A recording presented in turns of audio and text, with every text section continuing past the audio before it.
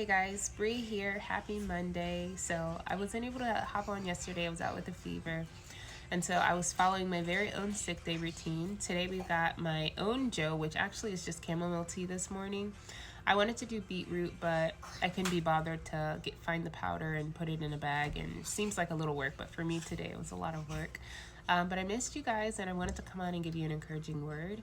And so as soon as I hit the record button, the Lord said, "Be still and know that I am God."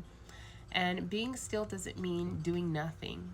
Being still simply means resting that He has got it all taken care of.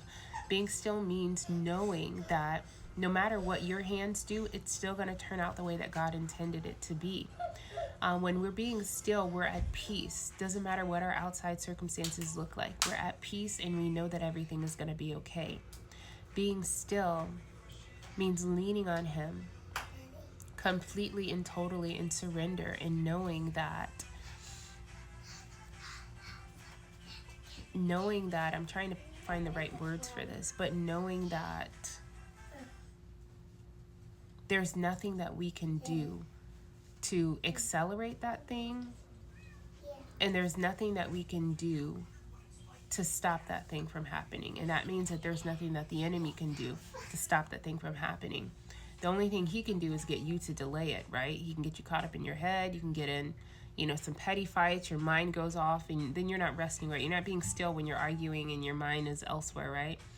And so when he gave me this message, I just kind of closed my eyes for a second there because I was really kind of meditating on that myself. I believe it was a word for you all, but also a word for me. Because I do have something that I'm looking forward to today by the grace of God.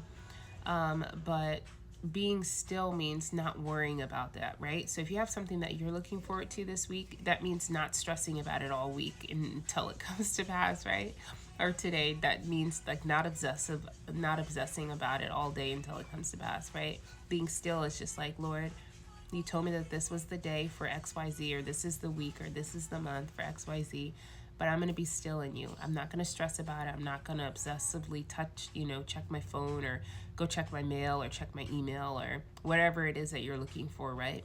I'm not going to obsessively obsess about that thing. I'm going to be still and know that you're God and it will turn out the way that you meant it to turn out, right? And so as I come on with this message, I just want to be encouragement for you all to know that God's plan for your life, it's set in stone. It's not going anywhere. It's not going anywhere. And if you find yourself in a place where you're feeling down or you're feeling depressed, I always tell you, and I try to tell you, anything that is not peace, joy, and love is not of God. Okay? If you're caught up in depression, anxiety, just whatever it is that you feel condemnation, you feel unworthy, right? Those things are not of God, and they're just going to sit on you until you say, leave me, right? Get up off me, man. You're not welcome here, dude. You got to tell it like that, and I always, when I begin my morning, I tell it. Anything that's resting on me, I wake up and I feel off. I come out of agreement with the spirit of depression today. I come out of agreement with the spirit of anxiety today. I come out of agreement with the spirit of worthlessness today, with the spirit of undesirability. Sometimes we wake up and we just perceive that we just had a bad night or we didn't rest well, right? But it's just the enemy. Sometimes because when you're sleeping and you sleep too long, the enemy comes and he sows tares, right? And what that looks like is those answers that you've been praying for, that voice that's been trying to tell you to go this way, right? You no longer can hear it because the enemy has come in your sleep because you've been sleeping for 11 hours out of the day. You've been sleeping for 14 hours out of the day because you're depressed. And he's coming in, he's taking those answers that the Lord is trying to give you. So no matter how you're feeling, I want you to get up.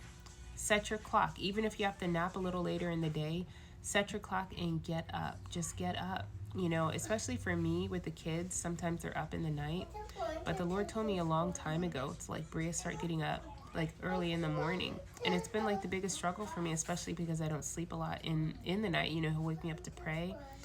And it's been so hard, but it never fails. Like if I try to go back to sleep again, like my dreams they get really, really wonky. And I know it's the enemy trying to take an answer that I've been waiting for when I can't remember my dreams. or I know that I've been told something, an instruction, and I can't quite grasp it, I know that, you know, a little sleep, a little slumber, and the enemy will come right in and snatch that thing up. So if you find yourself in that place, you got to get up off of that thing. Get up, get up, get up. And you guys got to forgive me for my corny one-lines. I'm just a little sick and a little tired. But maybe it made you laugh. But I love you. Be still and know that he is God, and I will talk to you later.